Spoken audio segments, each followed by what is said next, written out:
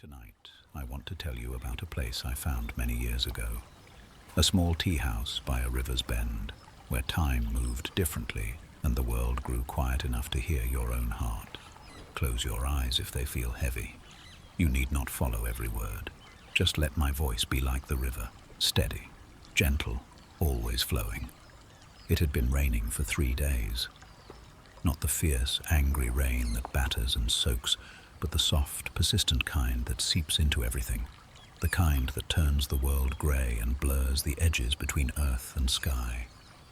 My cloak was heavy with it. My boots squelched with every step. Even my bones felt damp, if such a thing is possible. I'd been travelling through the river valleys, following old roads that wound between rice fields and bamboo groves. The autumn colours had faded to brown, and mist clung to everything like a veil. I could barely see 20 paces ahead. I was tired, the kind of tired that settles deep, not from a single hard day, but from many days strung together like beads on a thread.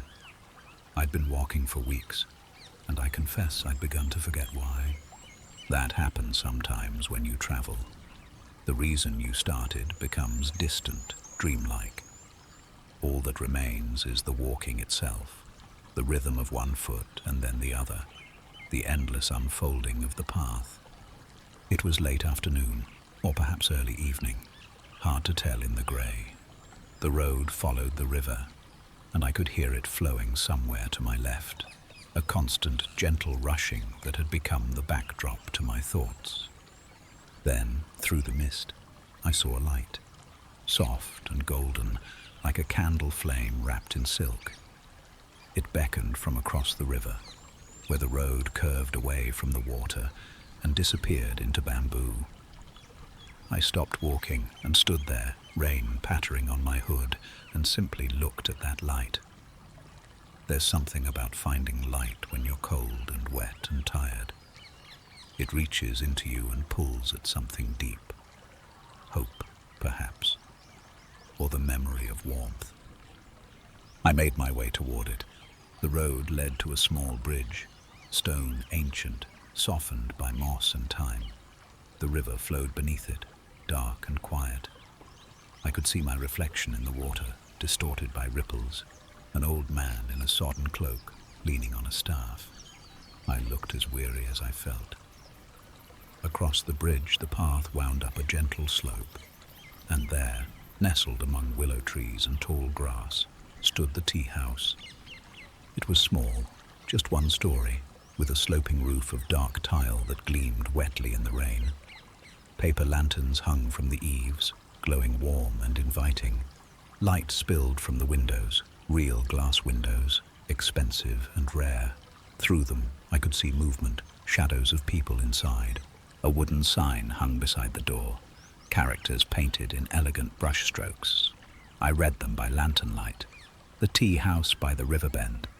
Simple, honest, true. I climbed the 3 steps to the entrance and paused. My hand on the door was muddy, my cloak dripping. I hesitated, not wanting to bring the rain and cold inside that warm space. But then the door opened from within.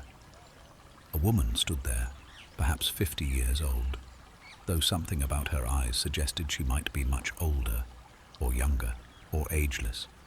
She wore simple robes the colour of tea leaves, green and brown and gold. Her hair was pulled back in a loose knot, and her face held the kind of calm that comes only from deep peace. "Come in," she said. Her voice was quiet, but carried weight, like a stone dropped in still water. "You're wet and cold. Come in." I stepped inside, and warmth enveloped me like an embrace. Oh, what a space it was. The room was not large, perhaps 10 paces across, but it felt infinite somehow.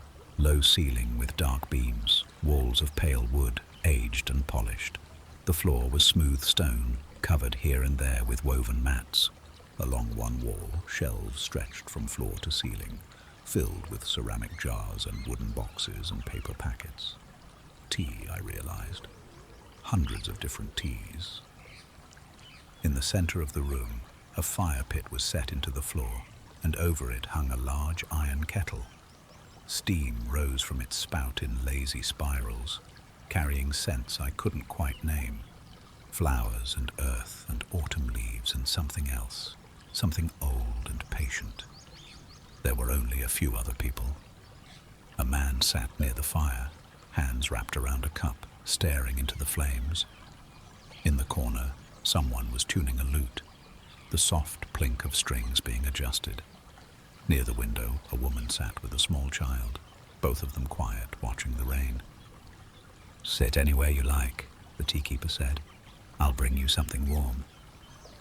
I chose a seat near the fire, not too close, but close enough to feel its heat. As I sat, warmth began to seep into me slowly, like water into dry earth. The tea-keeper moved to her shelves. She didn't rush. Each movement was deliberate, graceful. She selected a jar, opened it, breathed in its scent. Then she chose another and another, mixing, measuring, considering. I watched her work, mesmerized. There's a particular kind of presence some people have. They don't fill the room with noise or movement. Instead, they create a space around themselves, a bubble of calm that draws you in and makes you breathe deeper. She was one of those people. After a time, could have been minutes, could have been longer, she brought me a cup. It was ceramic, simple and beautiful, warm in my hands. The tea was pale green, almost golden, and its steam carried scents of jasmine and honey and rain on stones. "Drink slowly," she said. "Let it warm you from the inside." I sipped. Oh, it was extraordinary. Not because it was sweet or strong or exotic.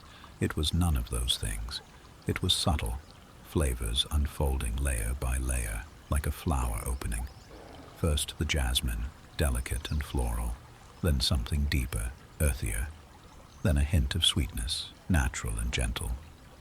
And underneath it all, a warmth that spread through my chest and down into my limbs. I felt my shoulders drop.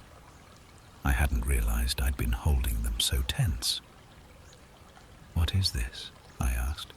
The tea-keeper smiled slightly. "Tea for the weary traveler, for those who've forgotten how to rest." "How did you know that's what I needed?" "I watch people when they arrive," she said. "I see how they carry themselves, how they breathe. What they need shows in 100 small ways." She gestured to my cup. "You needed to remember that stopping doesn't mean failing." I looked down at the tea, the way the steam rose in delicate spirals. Is it magic? No more than any tea is magic, which is to say, perhaps. It depends on what you mean by magic. I smiled at that. A wizard's answer from someone who probably wasn't a wizard. She moved away to tend to other guests, and I sat with my tea and watched the fire. The rain continued outside, a constant soft drumming on the roof. The river whispered beyond the walls. The kettle steamed. The fire crackled. Inside this small space, time felt different, slower, thicker, as if each moment was given room to breathe before the next one came. The man across from me finally looked up from his cup. He was younger than I'd first thought, perhaps 35, with a weathered face and calloused hands. A soldier or guard of some kind, I guessed. Our eyes met, and he nodded slightly. I nodded back. "First time here?" he asked. His voice was rough, like gravel. "Yes," I said. "You?" "No, I've been here." He paused, as if counting. 3 times now, maybe 4. I lose track. It's a good place to lose track. He almost smiled. It is. Every time I travel this road, I tell myself I'll stop, but I'm always in a hurry, always somewhere I need to be, something I need to do. He looked down at his cup, but this time, I was tired, too tired to keep going. So I stopped, and I remembered why I used to like traveling, before it became about getting somewhere. He took a sip. She gave me tea for those who've forgotten the journey. That's what she called it. Is it working? I think so. I'm sitting here, aren't I? Drinking tea instead of pushing through the rain. He set down his cup. Tomorrow I'll keep going. But tonight, I'm here. That's enough. Before I could respond, the musician in the corner began to play. Oh, such music. The lute's voice was soft and warm, like the firelight made audible. A slow melody, winding and gentle, with no urgency. Not a song for dancing or celebrating, a song for rain and tea and quiet company. The notes filled the spaces between the sound of rain and river and fire. They didn't demand attention. They simply were, like another element of the room. I closed my eyes and listened. The tea-keeper moved among us, refilling cups, adjusting lanterns, tending the fire. She moved like part of the music, each gesture flowing into the next. Nothing wasted, nothing rushed. After a time, I opened my eyes and watched her. "Excuse me," I said softly when she passed near. "May I ask how long you've kept this place?" She paused, considering. "Time is strange by the river," she said. "Years blend together.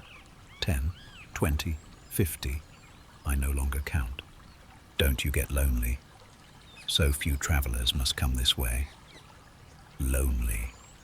She seemed puzzled by the word.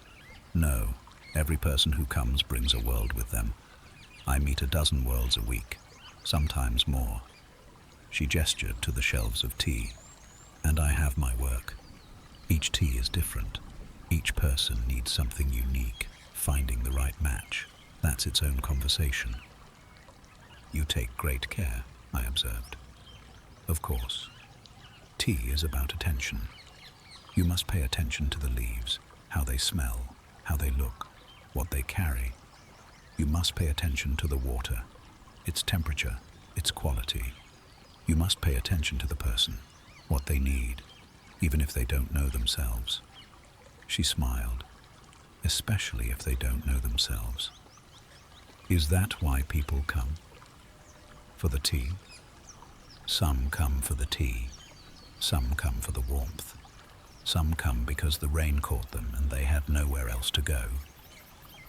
She looked around the room. "But they all leave lighter than they arrived. Not because the tea is magic. Because they stopped. They sat. They paid attention to their breath, to their thoughts, to the moment they're in."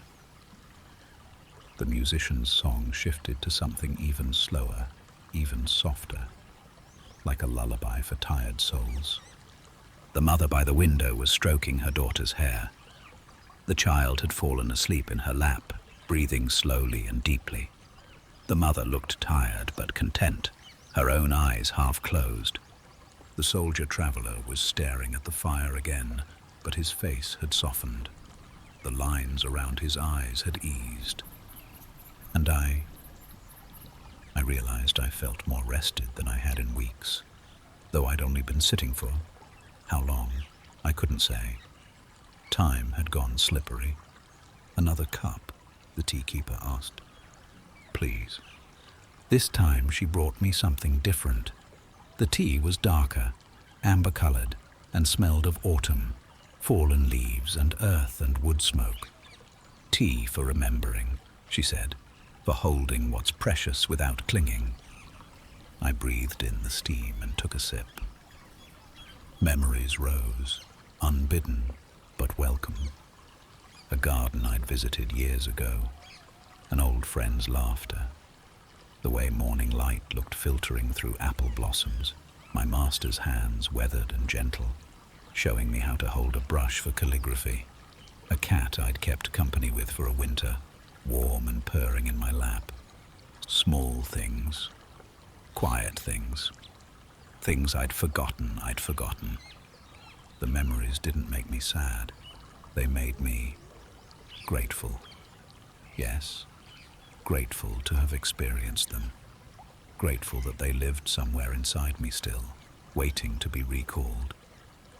I sat with my tea and my memories, and the rain continued its soft drumming, and time continued its strange, slow dance.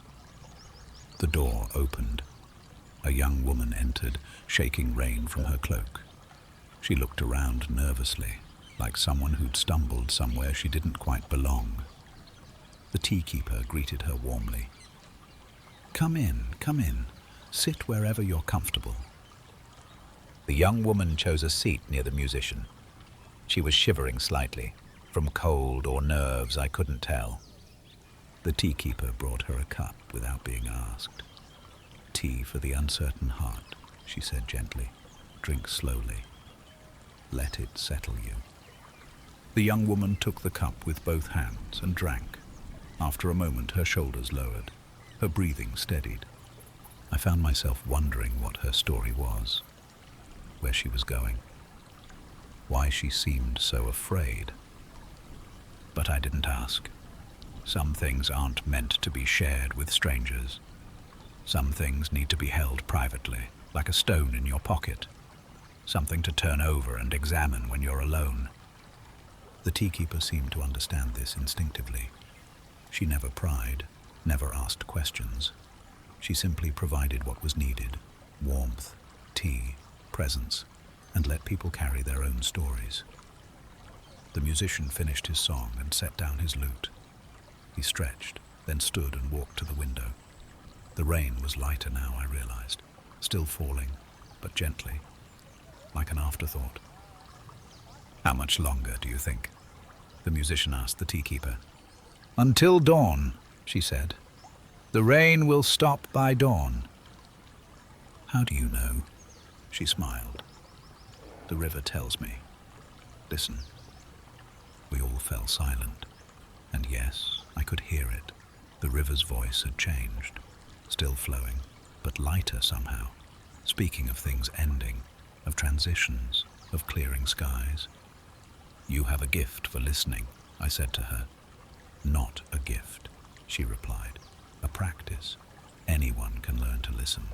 They just have to stop talking first, stop thinking, stop filling every silence with noise." She gestured to the room.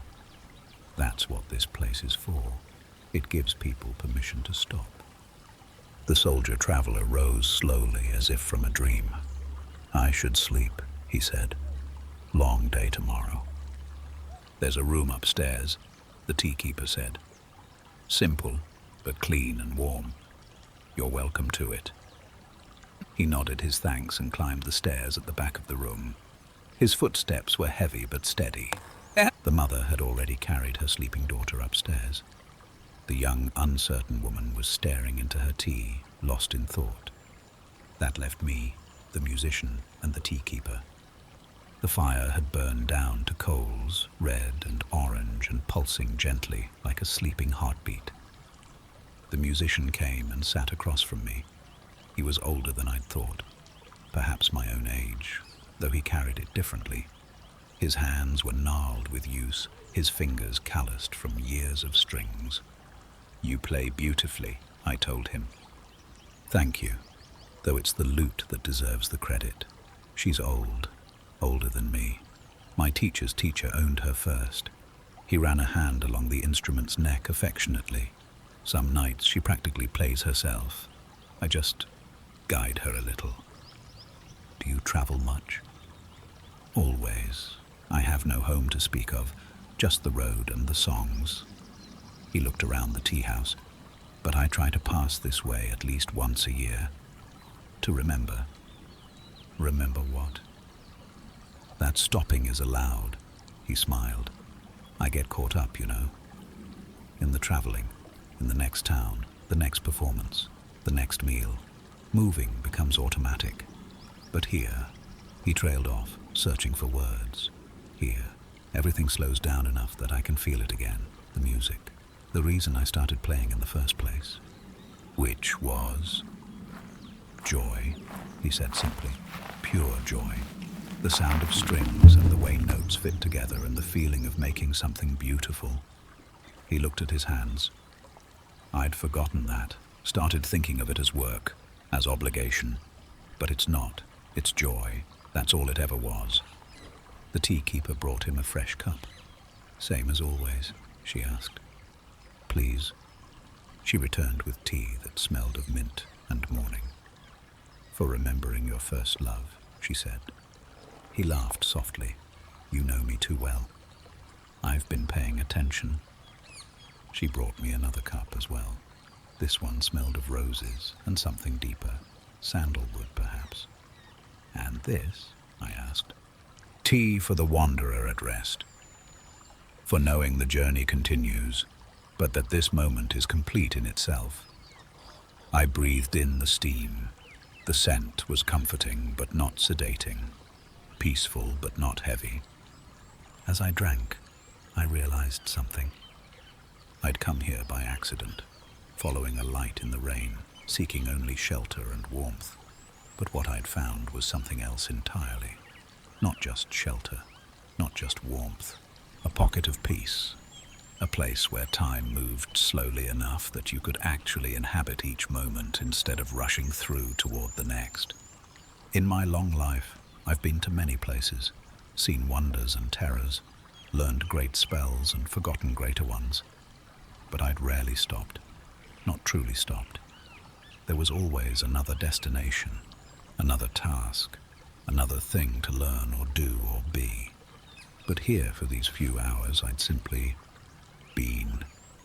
No past to regret, no future to worry about, just the fire and the tea and the sound of rain on the roof. The musician yawned. I should sleep too, he said. He stood, cradling his lute. Will you still be here in the morning? Perhaps, I said, or perhaps I'll have already left. Then safe travels, friend. May the roads be kind to you, and to you. He climbed the stairs, and then there were just two of us, myself and the tea keeper. She sat down across from me, something she hadn't done all evening. In her hands, she held her own cup. We sat in comfortable silence for a long time. The fire glowed, the rain pattered softly, the river whispered. Finally, I spoke. This place, it's more than just a tea house, isn't it? She tilted her head slightly. What do you think it is? A sanctuary, a place between places, somewhere people can rest without judgment or expectation. Yes, she said simply, that's exactly what it is. How did you create it? I didn't create it. I just tend it, like a garden. I make sure the fire stays warm and the tea stays fresh and the door stays open. The rest happens by itself. Do people ever stay instead of leaving? Sometimes they ask, she said, but I always say no. This is a place for passing through, not for staying. If people stayed, it would become something else. It would stop being a pocket outside of time and become just another place. That seems lonely. Does it? She smiled. I don't think so. Every person who passes through leaves something behind. A story, a moment, a memory. This place is full of ghosts, but the good kind. The kind that remind you that life is bigger than just your own small corner of it. I looked around the room, imagining all the people who'd sat where I was sitting. All the hands that had held this cup, all the stories shared and unshared, all the moments of rest and peace and simple human warmth. Thank you, I said, for providing this. You're welcome, though I should thank you as well. For what? For stopping, for being willing to rest, for seeing this place for what it is. She stood slowly. Now, I think you should sleep. There's a room upstairs, the last door on the left. I'll wake you before dawn if you'd like. Please. Sleep well, traveler. I climbed the stairs slowly, my body heavy with the good kind of tiredness. The kind that comes from being truly relaxed instead of merely exhausted. The room was indeed simple. A sleeping mat on the floor, neatly made. a small table with a candle, a window that looked out over the river. I lay down and pulled the blanket over myself. It smelled of sunlight and lavender. Through the window I could see the river, just barely visible in the darkness. I could hear it flowing, constant and patient. The rain had stopped, I realized. The world was quiet. I closed my eyes and sleep came instantly, soft and deep and dreamless. I woke to gentle light. Dawn. The sky was pale pink and gold, and mist rose from the river in lazy columns. The world was washed clean, everything sharp and new. I rose and made my way downstairs. The tea-keeper was there, tending the fire. She looked exactly as she had the night before, ageless, peaceful, present. "Good morning," she said. "There's tea and rice and pickled vegetables. Simple food for a new day." I ate slowly, savoring each bite. The rice was perfectly cooked, each grain distinct. The vegetables were crisp and salty. The tea, a light green tea, tasted of spring mornings and fresh starts. The other travelers came down one by one. The soldier, looking rested and clear-eyed. The mother and child, hand in hand. The young woman, less afraid than she'd been. The musician, his lute already on his back. We ate together in comfortable silence. When we finished, we gathered our things. One by one, we thanked the tea-keeper and stepped out into the morning. The world was transformed. Everything sparkled with water droplets. The bamboo leaves gleamed. The stones of the path shone like polished jade. The river ran clear and bright, catching the early light. We stood together for a moment, 6 strangers who'd shared a night of rain and warmth and tea. The soldier nodded to us and headed north. The mother and child went south, the little girl skipping ahead. The young woman crossed the bridge and disappeared into the mist. The musician took the path east, already humming a new melody. And I stood there a moment longer, looking back at the tea house. The tea-keeper stood in the doorway, watching us go. She raised her hand, not quite a wave, just an acknowledgement. I raised mine in return. Then I turned west and began to walk. My boots were dry, my cloak was warm, my heart was light. As I walked, I thought about what the tea-keeper had said, about attention, about stopping, about creating space for people to rest. I'd spent so much of my life moving, learning, seeking, striving, all good things, necessary things. But I'd forgotten to stop, to simply be, to pay attention to the moment I was actually in. The tea house had reminded me, not through magic or enchantment, just through presence, through the simple act of providing warmth and tea and permission to rest. I walked all day and the weather stayed clear. By evening I'd made good distance, but I didn't push myself. When I grew tired, I stopped. I made camp early. I boiled water and made tea from leaves I'd been carrying. Simple black tea, nothing special. But I paid attention as I made it, watched the water boil, breathed in the steam, tasted each sip slowly, and it was good. Not because it was magical, because I was present for it. I never went back to the tea house. I meant to. Many times over the years, I planned routes that would take me past that Riverbend. But somehow, I never quite made it.